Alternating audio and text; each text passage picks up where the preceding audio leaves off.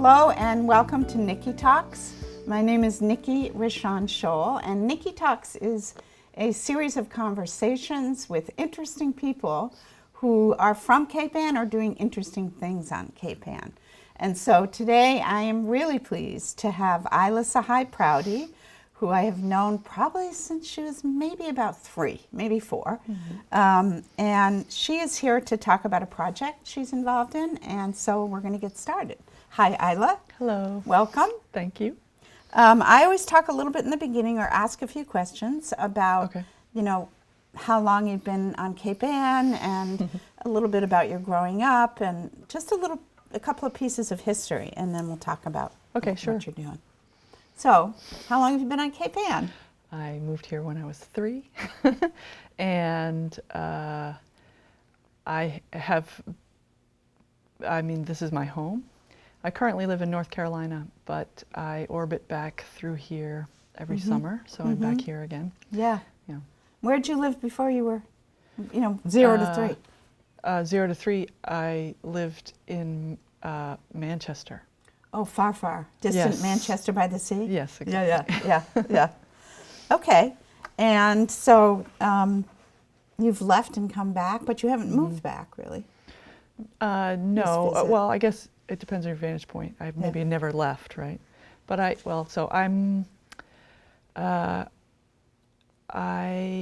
lived here. I've lived here a long time, but most recently I've been living in North Carolina, and I teach there. Yeah. And but I still feel very grounded here, so I come back and hang with my folks. And did you go to Gloucester schools, or did you go? Yeah, I went to Plum Cove School, and then I went to Fuller School, which is turning into something else right now. Y or something like that. Yeah. That's exciting. Yeah, rather it than is, being yeah. empty. Yeah. And then I went to O'Malley. Yeah. And then I went to high school in Beverly at the Waring School. Yep. So do you think that was part of kind of your formative, like who you are today in terms of what you're doing or what your interests are or what your passions are? Did you think that Waring played a role in that? Yes, I think absolutely Waring played a role in how I approach things intellectually. I would say in terms of thinking about how I approach things emotionally and creatively, Lanesville had a lot more to do with that, and how so? My mom and the mythic artists of Cape Ann, and even the Rain or Shine School, which was in Rockport with Adair and Jekyll. And I was very little, going there every Saturday, rain or shine, making things. So I knew very young that I was going to be an artist and a teacher, and I began to observe the other artists and teachers around me as I was trying to do that. Yeah. So, and there were lots of them of all different types. Yeah. I think of other people who influenced me. My middle school art teacher, Judith Cooper, influenced me, mainly by helping me break the rules so I could spend more time in the art room.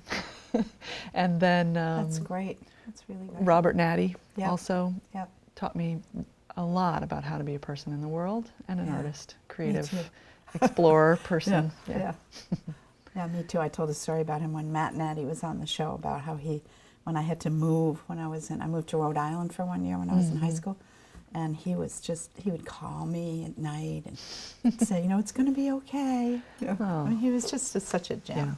Yeah, that's great. So, okay, so I want to talk a little bit about your project, what you're doing right now. Okay, sure. And I'm going to read first just 2 paragraphs from your visiting artist proposal, and then ask you to kind of fill in the pieces that would come afterwards. Sure. Okay. So I'm going to read this. The title is A Social Construction, and this is what Isla has written. Race is sweet and vile, integral to our lives and wholly beside the point. A social construction allows people to respond to the language of race, speak through each other's words, and speak their minds. There is no other way than to meet people where they are now, naive, furious, tolerant, exhausted, optimistic. A social construction combines an interactive exhibition with social events that together prompt an unfolding of the complexities of race, in opposition to the reductive and retrenched conversations in our culture. I engage people in thinking about how we use words to describe, imply, and evaluate race, to ask them to reflect on how they see their own skin tone and the skin tone of others, and to present race as a social as opposed to scientific construction. So, what does that mean? Well, let's see. So it's a lot to say, but Of course. Don't worry. Just I'm half African American. Many of the people watching the show will know Yeah. my parents, Yeah. Dick Prouty and Doris Prouty. Yeah. And so to locate this in a kind of Gloucester context, I grew up with my mom being the only African American person around, yes, aside from my family, but like within Gloucester. yes. And I remember as a teenager, I got a job working for the second African American person to move to town, and everyone was confused Oh, and asked me if my mom had started a restaurant downtown who was because that? I was working for her. I'm blanking on her name right now. What was the restaurant? Yeah. Yeah. So anyway, I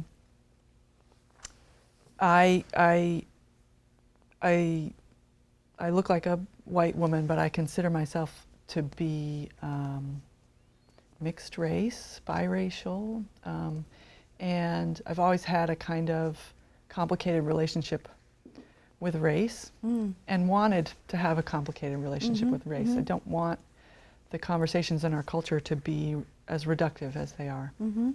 And so I was kind of moved to begin this particular kind of series of work when the media turned its slow and fast gaze on the killings of black men by police. Yeah. And I felt like what they were doing, we were just losing ground. Everything was very reductive, black and white. And I wanted to try to reintroduce opportunities for complex conversations about race. And also to look at the ways race is being constructed, race as a concept is being constructed in our culture every day.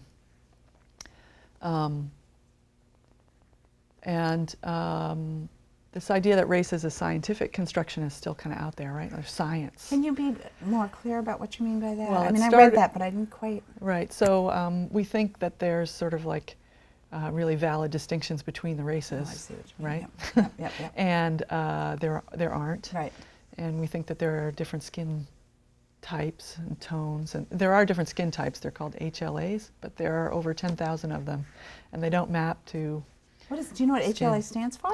No, you'd have to ask my husband, the computer programmer guy. Oh, that's interesting. Yeah. So we look at each other and make an assessment about culture and identity based on what we see in front of us, right? Yep. And that's true for everyone. We do it, some people do it, most people do it unconsciously, many people do it with some kind of recognition of what they're doing. And I'd like people to recognize what they're doing and to do that with more care. Yeah. It's not that we shouldn't have categories in the world, right? But when categories become hard and fast, they become useless, really.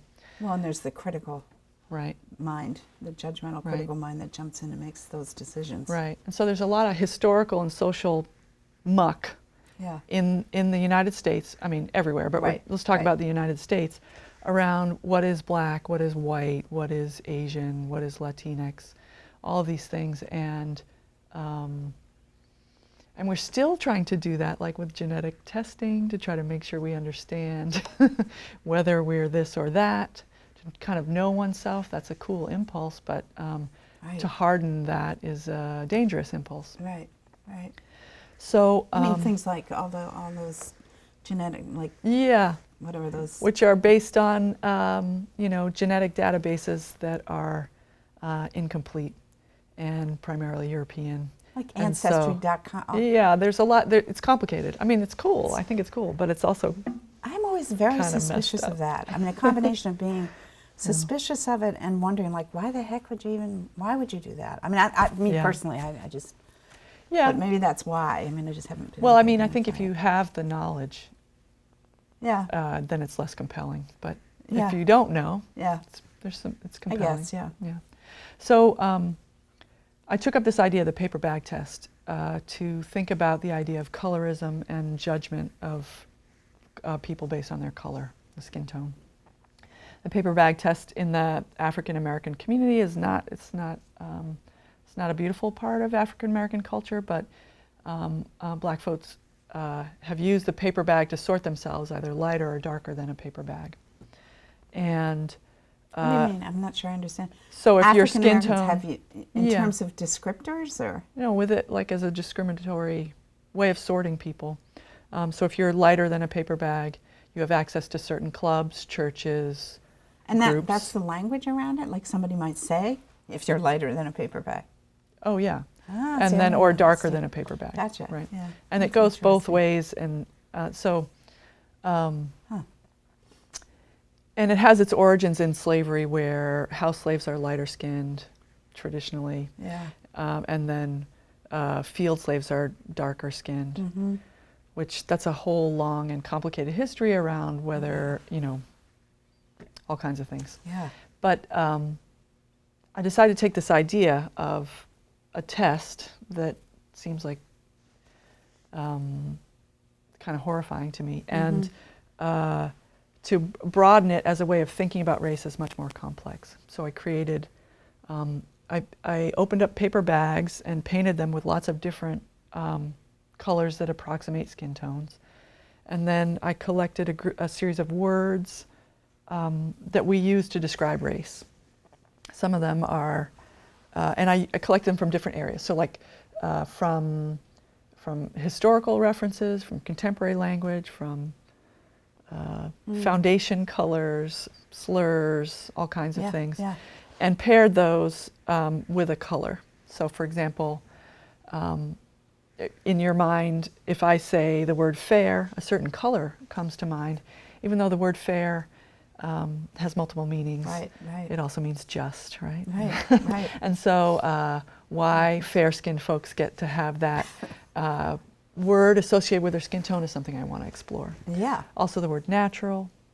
And then you can think about what the word dark or darky means, and then the words, but also simply black and white. There are a lot of different words. So I collected maybe 60 different words, and You shared some of them with me. Yeah. I remember brown sugar was one of yeah. them. So because they're also like colloquial, sort of, some of them? Yes. Yeah. Yeah. Yeah, some of them resonate more in different areas of the Sure. country than Oh, others. sure, of course. Yeah. So the pieces, this first part of this series of pieces, the paper bag test, is a series of paper bags on the wall, and you're invited to write on them and respond to them, and a conversation unfolds on the So if paper I bags. came to an exhibit, that's what That's would right. happen. Yeah, you would There'd be a see pen, them, and I would. and you could write on them, and you can write on any of them. Yep. And what happens over time is a conversation unfolds about, the word porcelain, for example, Yeah. and people that might bring up a lot of different ideas. Yeah. Yeah. Sometimes people draw, sometimes they simply sign their names, sometimes they write a hashtag. Yeah. Yeah. So there's a lot of different ways that happens. I traveled that piece around the country, and And how many so bags? How many bags? How many words? it's different in each location. Yeah. So I think the least I've done is 9, and the most is maybe 35. I need a lot of wall space. Yeah. so- Yeah. It's all about Right. wall space. Yeah. So, and I traveled that to California, Michigan, South Carolina, Massachusetts, New Hampshire. I'm forgetting Yeah. several, Yeah. but places, and people responded in their ways in these different places, and for a while, that's just the piece that I was doing. But I realized I had this stack of paper bags, and I was really moved by the comments, and I wanted to spend more time with them. Yeah. Moved, disturbed, curious, Right. Afraid, all kinds of things. Yeah. Happy to see these conversations. Yep. So I spent time transcribing the comments, and I built these strings of comments that I'm calling scripts. And the second part of... I have one question there. Mm-hmm. So the strings of comments, if you were to string together some comments, Mm-hmm. would they be from different bags or all from one bag? They're usually from different bags So a coming script would together. be- yeah. Well, like if on a bag there's a sequence of 3 or 4 comments, I've kept that intact. Oh, I see. Okay. But if so for example, there were conversations about whether race matters as a construct in all the different locations. And those are complicated conversations. Some people want to write Black Lives Matter, and then somebody writes All Lives Matter. Sure. And that phrase, then somebody says, I don't think you realize what you mean when you say All Lives Matter, what that does to the previous comment. And so there's a conversation might happen. So I tried to pull together these sort of meta conversations about the different topics that I was seeing. So I really tangled with them. And the second piece that I'm doing now is asking people, so the minute I write on a paper bag, I'm having this engagement with it, but when I walk away, I'm disembodied. I'm not there anymore. It's just my comment. And I found myself making assumptions about the person that wrote a comment. I really wanted to check myself about that. Sure. And so if I imagine different people saying that comment, like what is that, how it plays differently depending on the context. Did you and find the yourself, meaning that I bring to it. Did you find yourself, while you're forming opinions about the person who wrote the comment, also thinking about, well, that was a white person, or that was a black person absolutely. who wrote that? Yeah. Yeah, not just like whether that was an enlightened person or someone who hasn't traveled very far down the road yet, but like where they came from, what their socioeconomic status is. Right. I mean, you're looking for clues. Sure, like the handwriting is very loopy. You're thinking, Yeah. I know who that is, right? Which is crazy. It is. And so I wanted to really explore that impulse within myself, and to give other people the opportunity to experience the dissonance of what it's like to think about these comments on other bodies. So, so I created this piece called the Reconstitution Readings, which means reconstituting these comments into a reading. And a diverse group of people comes together to read the comments, and sometimes they match who I feel I am if I'm reading it, and sometimes it's like I would never say that or even think it, right? And what does that feel like? So just a mechanical question? Sure. I've asked you a few of these before. No, it's fine. So you bring together a diverse group of people.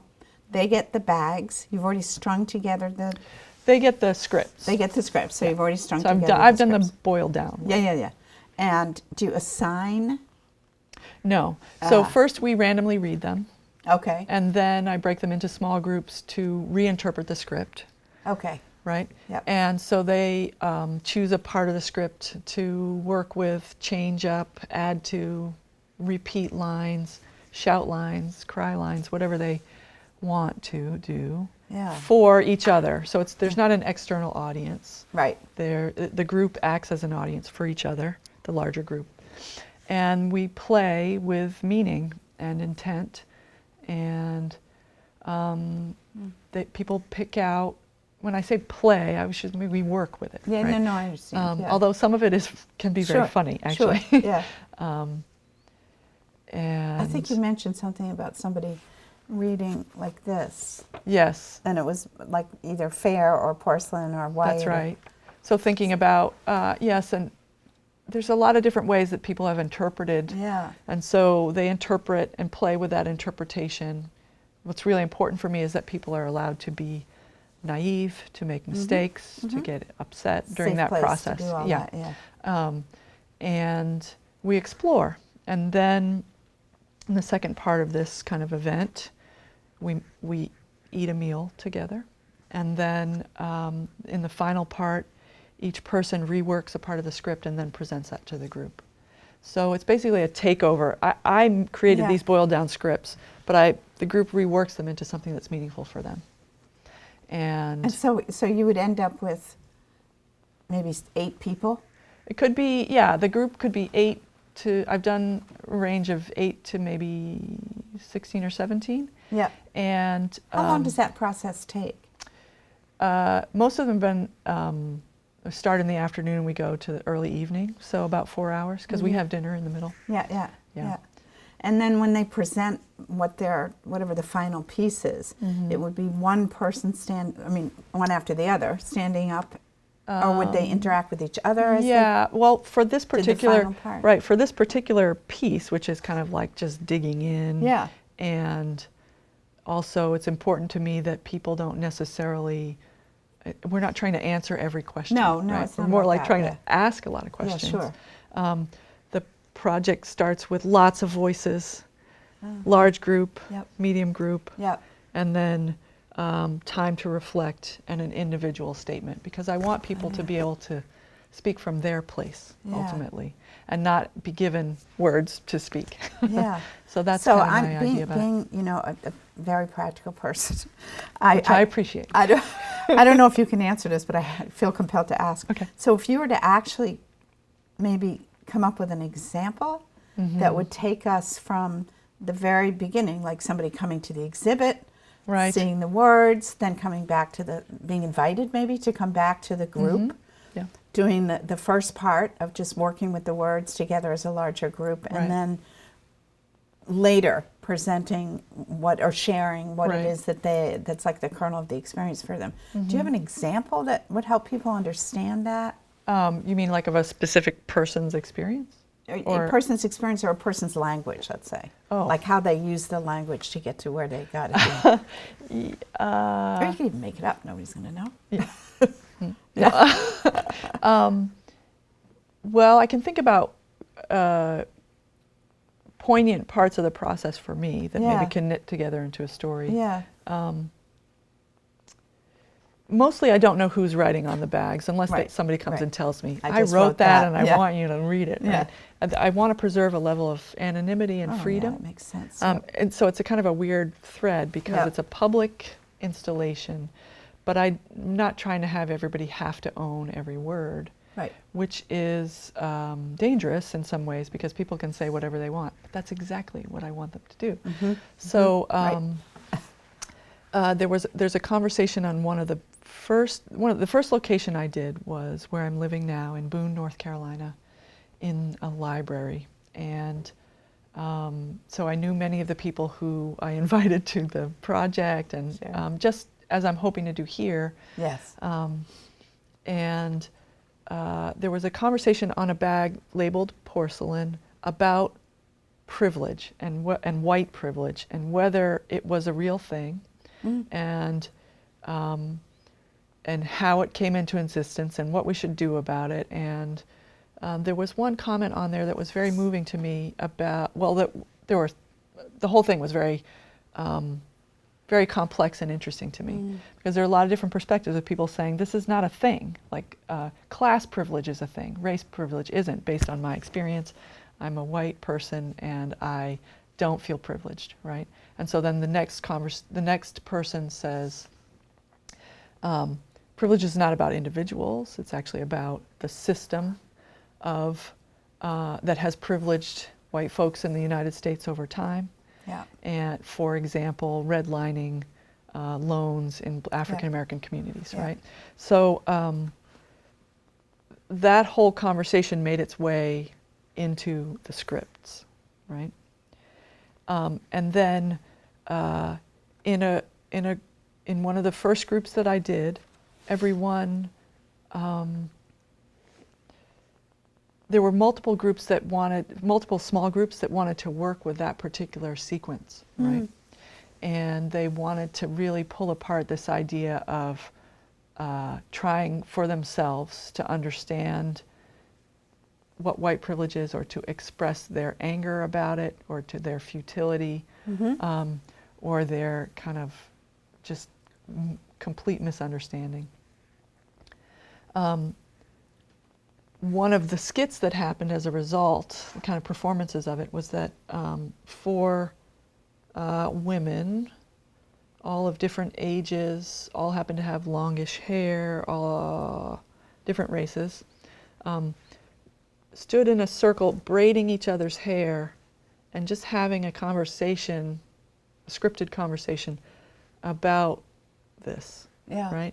And this caring gesture, right? Yeah. Combined kind of intimate. with, and the intimacy of it, combined with this kind of conversation about these like big heady ideas, but in this kind of soft voice, was incredibly moving to me. And then one of the... It's a perfect, right? Yeah, it's perfect, Right? yeah. And then one of the women from that group, in their individual page that they create of the script that they're going to kind of share with everyone, just erased almost every word on the page, right? Except the word person. And so it said person, person, person, person, person, kind of trying to think about I don't know, some core idea of what it is to be a person as relates to this idea of all the labels we put on each other. So for me, that's the kind of, to kind of circle back, that's a complex engagement with these ideas. Yeah, I love that. As opposed to a blurb on the, MSNBC or Fox or even just whatever. going to an art exhibit. I mean, Or even just looking at separation. something, Yeah. right? So my larger practice is called socially engaged art. Combines art with facilitation, community action, and engagement, which is like my life coming together, all these kind of compartments of my life. And so it's very, it's both challenging to kind of be thinking about these ideas that are really like, it's much easier to go through life not having to think about and talk about all this stuff. They're big and they're constantly fluid and So we are actually running out of time. Oh, that's fine.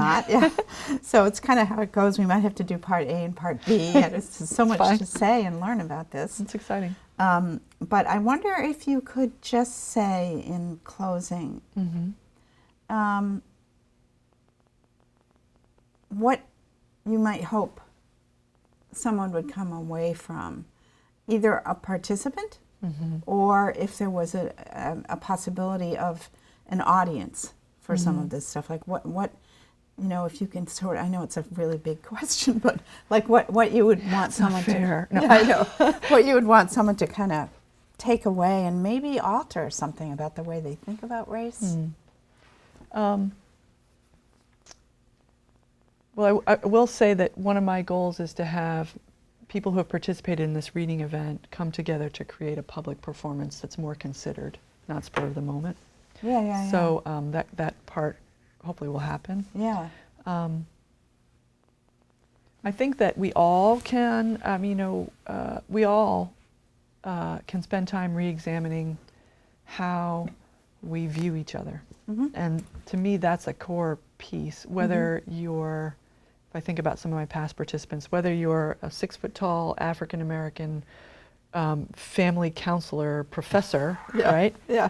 Or, whether you're a teenage, young, white female, or you're yourself, or you're me, that you can understand something you haven't understood before by reading and speaking the words of others, taking a risk to kind of be outside of one's own, the way one's own identity is constructed, right? So I have an idea of how I am, but actually my identity is created somewhere in the middle here between you and I, right? Because you have ideas about who I am, and I have ideas about who I am, but how that unfolds in the world is something else. And so that social construction of identity, in this case we're talking about racial identity, but could go other ways, because it's important to think about this as all kind of intersectional. Of course. That that social contract is important. And when you're witnessing someone's identity, as I witness your identity, or you witness my identity, there's some responsibility in that. And we need to develop awareness around that.